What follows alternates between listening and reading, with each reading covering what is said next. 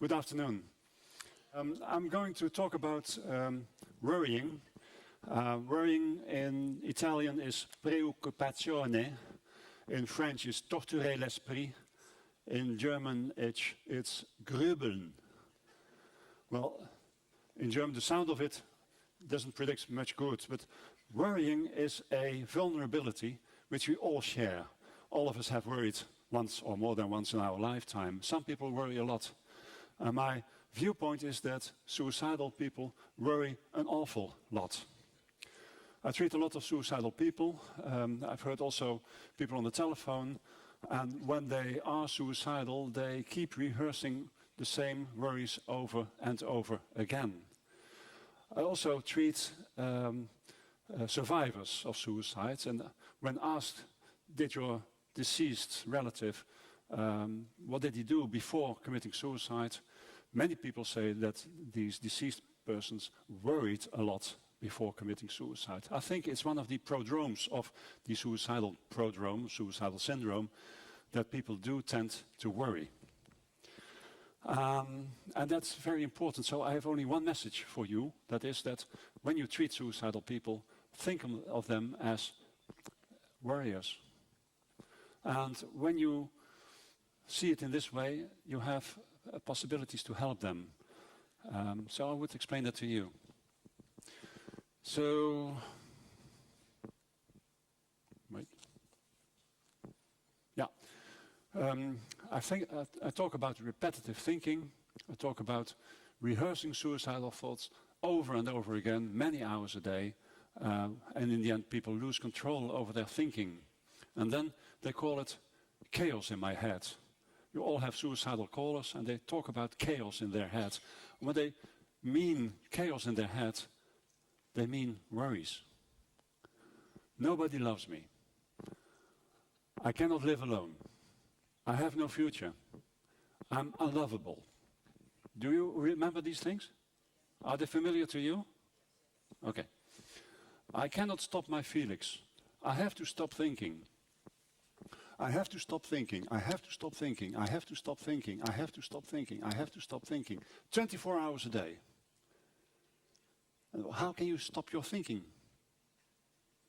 So, in the end, suicide may be an escape from their own thinking. Well, if these suicidal worries, by the way, they are not original nor creative. They're prototypical. Continuously, people continue to worry many hours a day. If you ask people how many times, how many hours a day are you worrying about suicide, about your problems, the worry and the thinking about suicide can add up to 20 hours a day. In some cases, 24 hours a day, 7 days a week, without sleep. If you ask people after attempted suicide, what motivated you to attempt suicide? These are the three main. Even kijken. These are the three main things. The situation was so unbearable that I could not think of any other alternative. The situation was unbearable. What was unbearable? My thoughts were so unbearable. I couldn't endure them any longer, and I wanted to die. These three go together.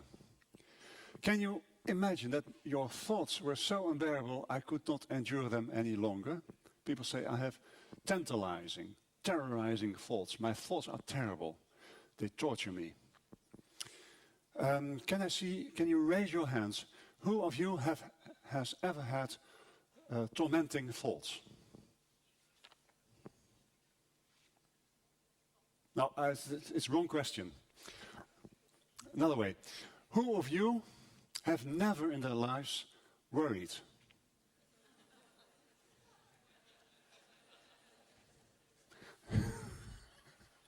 Wonderful, keep it that way. Let me put another question. Who of you, by raising your hand, ever witnessed a sleepless night because of worrying?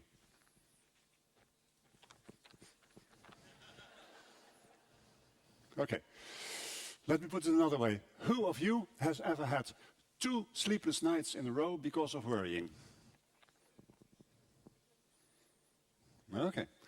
Next question. Who of you has ever had 3 nights in a row sleepless because of worrying?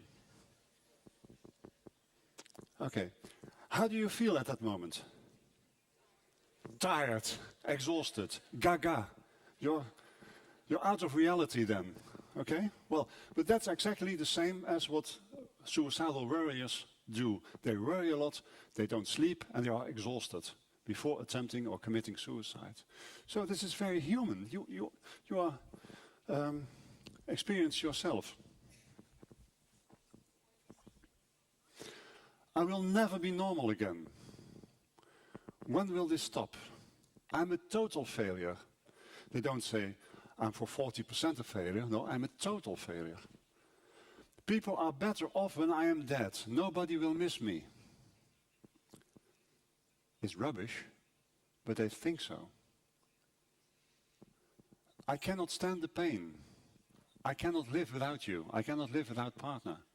All kinds of ruminations and suicidal worries that keep continuing in their head, which make it in the end unbearable. And then the question is, I cannot endure it any longer. I have to stop my suicidal thinking. I have to stop my worrying.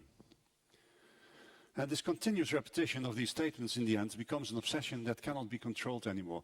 As in normal worrying, if you worry, not suicidal, normal worry, you can't control it. It pops up in your head and you can't get it out of your head. So this repetitive thinking about dying, about stopping consciousness, about motives to die, they show all the characteristics of worrying.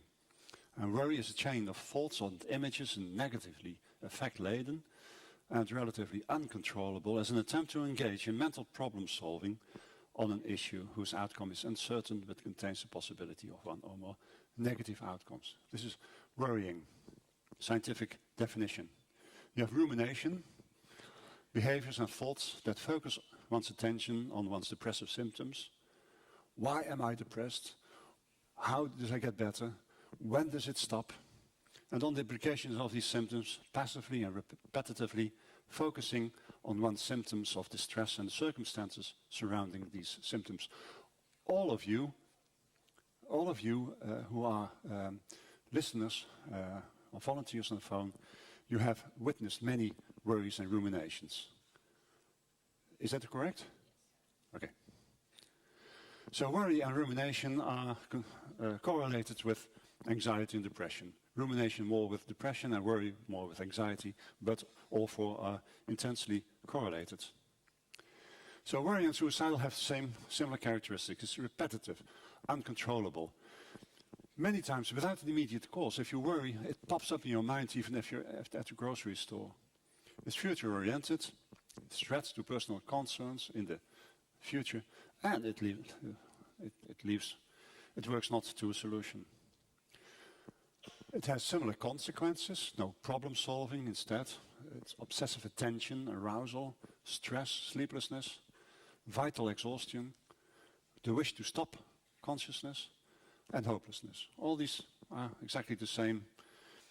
And worriers and suicidal patients, they perceive threats, personal threats, they overpredict negative outcomes, they underestimate their abilities to cope, they maintain demanding standards, they repeat futile attempts to solve, and they suffer because of this.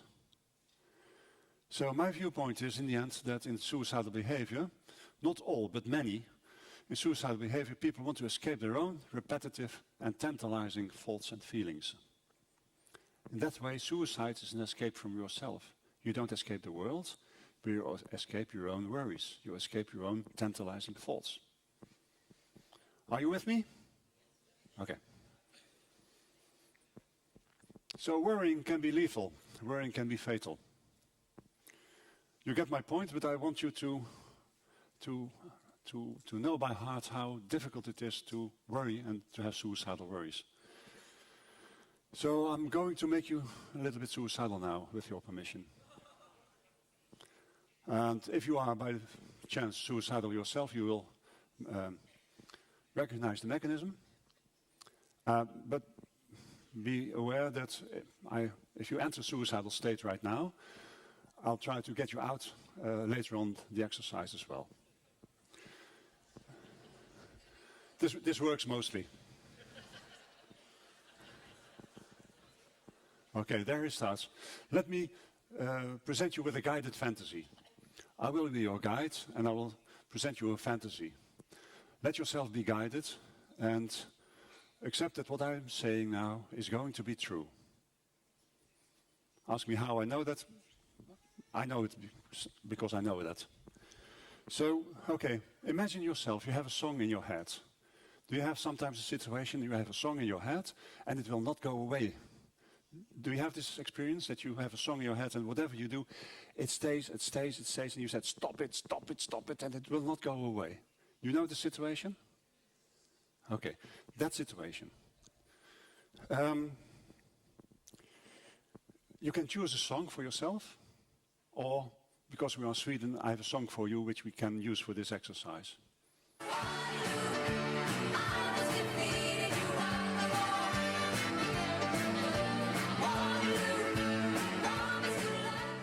Okay, this song you have in your head. The rest of the day.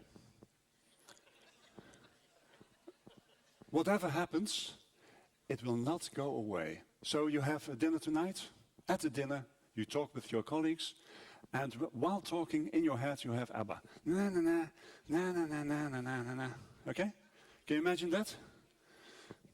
No problem. You go to your hotel tonight, you take a drink, or whatever. Tired of all these lectures, you go and have a sleep. You go to bed, your head touches the pillow. What do you hear?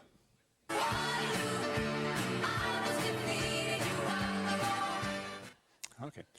So at 12 o'clock, you hear Waterloo in your head while you were sleeping. So you don't fall asleep. At 1 o'clock, you get out of your bed. You put on the television. You can't understand a thing because it's Swedish. Then, yeah. Then you take water or whatever. At 2 o'clock, you try to fall asleep again. Your head touches your pillow. What do you hear? Okay. Well, the consequence is you don't sleep this night. Tomorrow morning, you have a little bit marks on your face, and you enter this conference, and while you're entering this conference, you hear all the time, and it will not go away. Okay. Well, you have had troubles before, so you will survive. Tomorrow evening, you think, well, this time I'm going to sleep. So what do?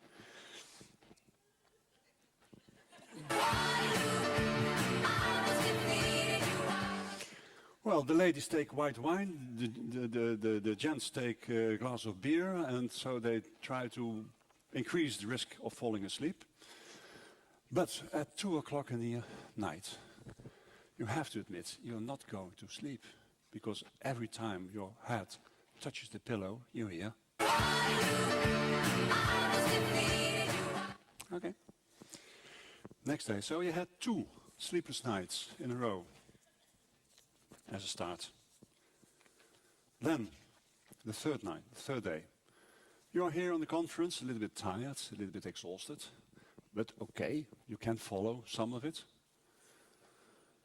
The third night, you think, now I'm going to sleep. So you go to a grocery or to a pharmacy, you buy some sleeping pills, and you take a sleeping pill in order to prevent ABBA from interfering with your... So before you go to sleep, you take a sleeping pill. And to be sure, you take 1.5. And you go to sleep, and your head touches your pillow, and you hear...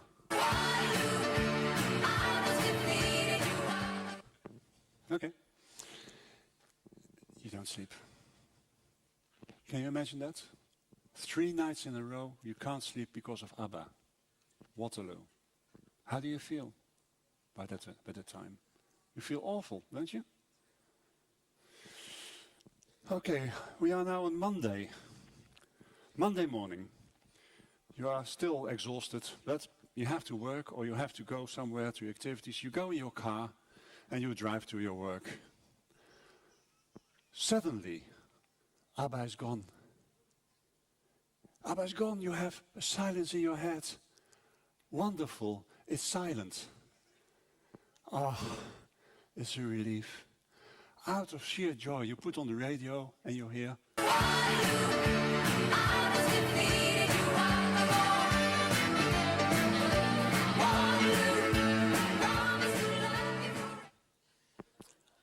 So it goes on and on and on. Later that week, you don't even know how many times, how many nights you didn't sleep, but it must be 6 or 7. You're totally exhausted. You're so exhausted that at the time you are so terribly exhausted that you take 2 or maybe 2.5 or maybe even 3 sleeping pills and a lot of alcohol in order to get to sleep. And what happens? You fall asleep. You fall asleep in a deep, deep, deep sleep. Not very much later, you didn't sleep well. You are awake, and then you're in a brightly lit environment. It turned out to be an emergency ward of a hospital. And there's a nurse coming to you and said, "Dear lady, you took an awful lot of pills this night. You could have killed yourself if we didn't had find you." And you said, "Did I take so many pills?" Yeah. And there's a psychiatrist coming over your head and says, dear lady, dear mister, do I understand correctly? Did you want to die because of a song of ABBA? Can you imagine that? You couldn't endure ABBA any longer. Question, did you attempt suicide? Or just wanted you to escape ABBA? By hand raising, who would call this a suicide attempt? Okay. If you would have died, would that be suicide? So if you would have died, it would have been called suicide. And if you survive, it wasn't a suicide attempt. Well, my viewpoint is that people who attempt suicide or commit suicide don't want to be dead, don't want to die. They just want to get rid of ABBA and replace ABBA. Imagine yourself what it is like not to hear ABBA all the time, but to hear your own voice telling you you're a total failure. You're a total failure. You're a total failure. No. You're a total failure. You're a total failure. In the same way, repetitive, 24 hours a day, you're a failure. Or you're lonely. You have a bad character. That's why you're so lonely. Or thoughts of killing yourself.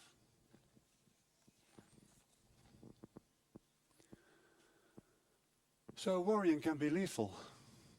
And repetitive thinking or repetitive rehearsing a song or a thought, a cognition, you might want to escape.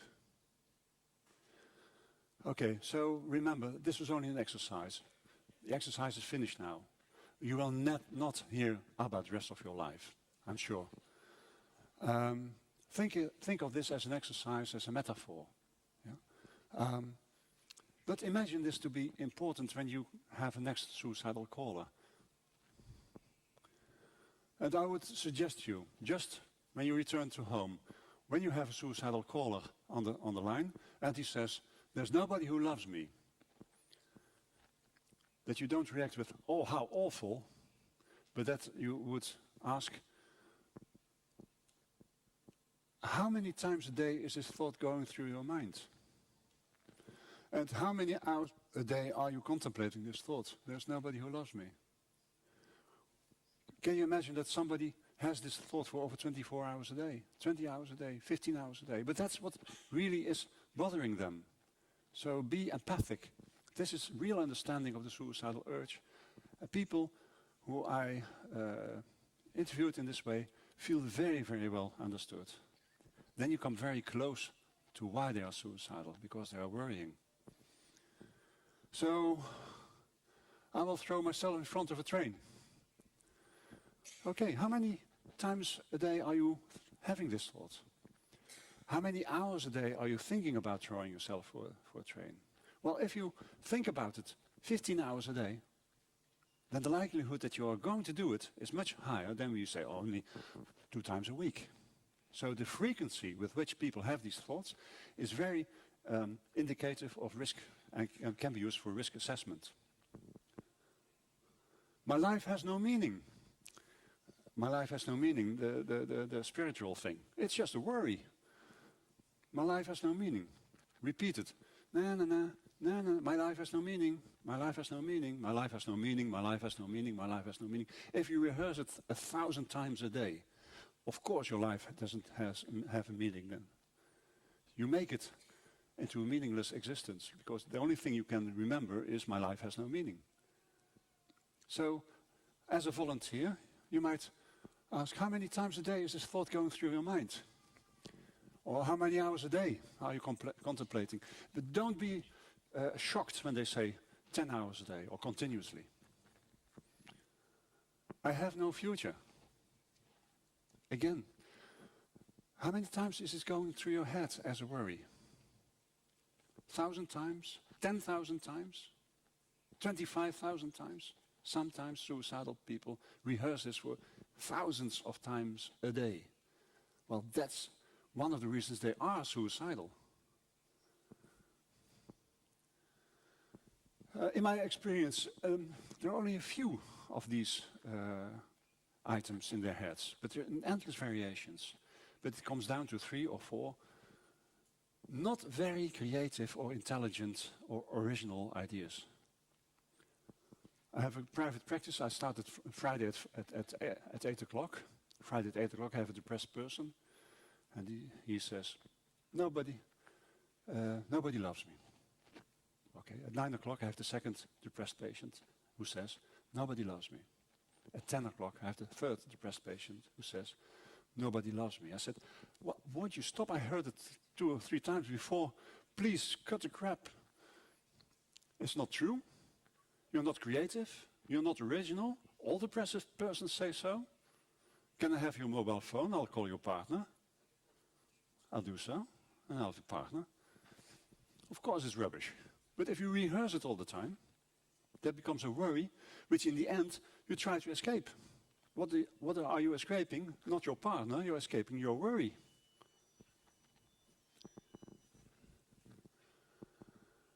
So, I would ask you to try to understand the torturing mind. And I could also have written, try to understand the tortured mind.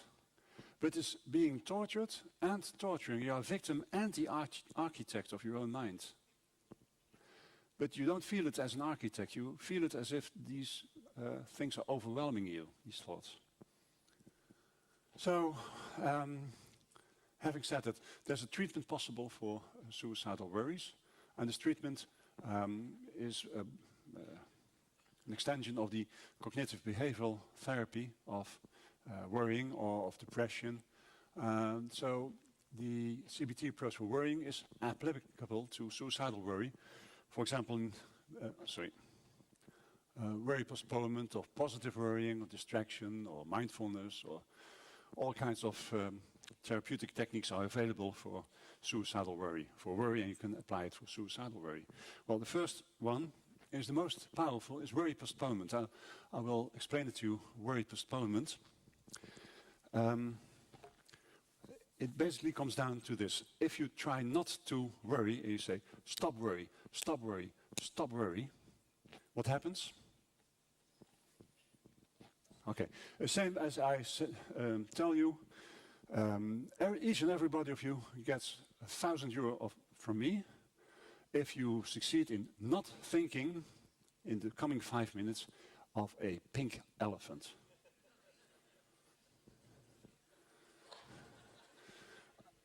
Let me make another example. Forgive me my brutality. I give you €1,000 if the coming 5 minutes you don't think about a nude bishop.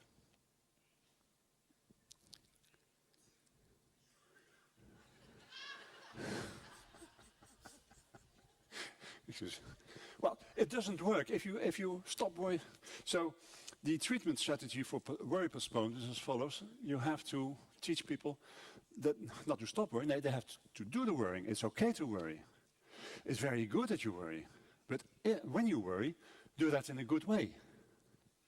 So not all day long, but go and sit and go worry. Take an hour, close down your mobile phone, sit down, write down all your worries, and do the worrying work in a good, concentrated way for 1 hour in the morning, 1 hour in the afternoon, 1 hour in the evening, and 1 hour at night.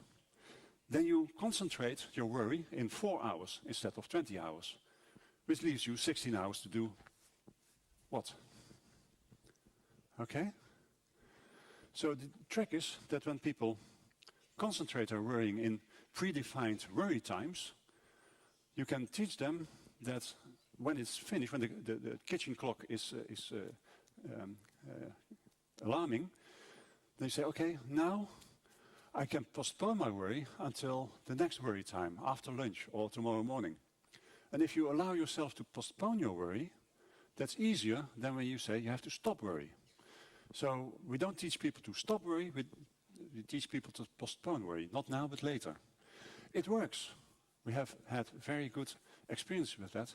You can help people, even suicidal people in a crisis, to adopt the problem of the possibility of prolonged worrying in worry times.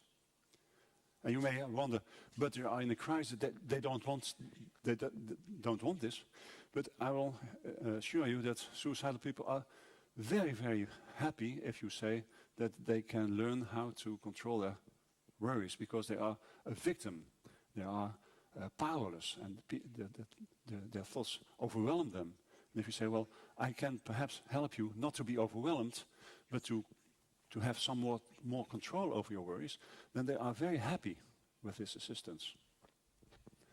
So that's quite simple, but very powerful. You can also teach people how to worry in a positive way.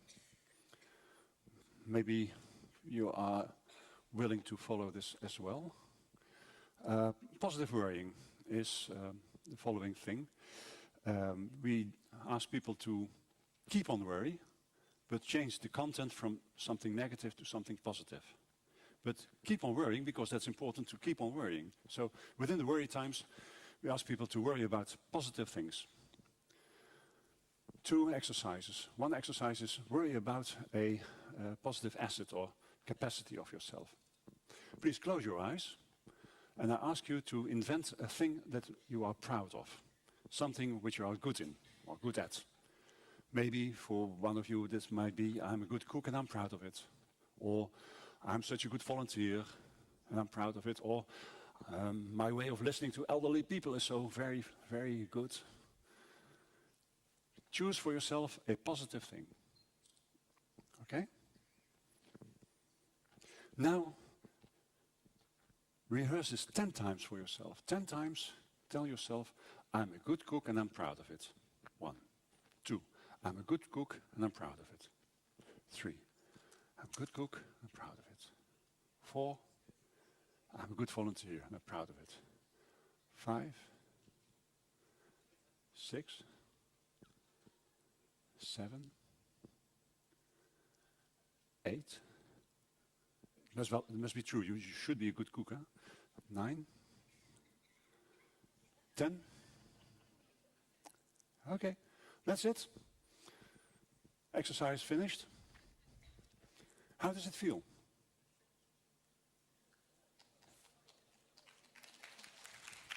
Well, this has no meaning at all. This has no meaning, but it's much better than negative worrying. So we ask people that when they don't sleep at night because of ABBA, after 1 hour of negative worrying, change it with 5 minutes of positive worrying. Positive worrying about an asset, a capacity. And then go further with the negative worrying. Then you have 5 minutes of vacation.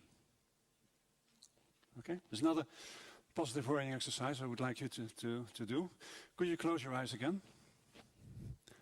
And I would like to ask you to think about a happy moment in your life. Choose one of your happiest moments in your life. And if you say, I don't have any positive, happy moment in my life, please pick the least unhappy moment in your life.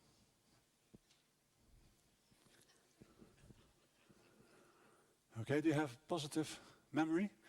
Okay, now please go to this memory, close your eyes, and think about all the details of that situation. Think about what was the occasion, what was the weather like, who were present, what was on the menu.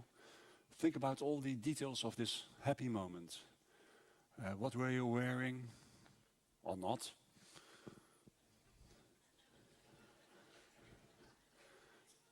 What did he say? What did I say? What did you say? Etc. Think about this happy moment in your life. As much details as possible. And now, when you finish that, start all over again. Again, all the details of this wonderful situation in your life, this happy moment. Think about it again and again. All the details for the second time, for the third time. Think about this happy moment in your life, perhaps the first time that you married, or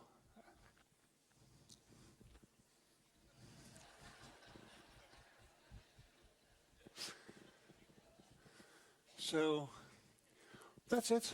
Exercise finished. Just thinking about a happy moment in your life is a powerful strategy to combat negative worrying. And then you may continue negative worrying.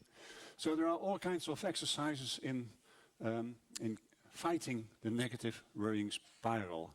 And we are quite good in it in therapy. Can I have one more time, Abba?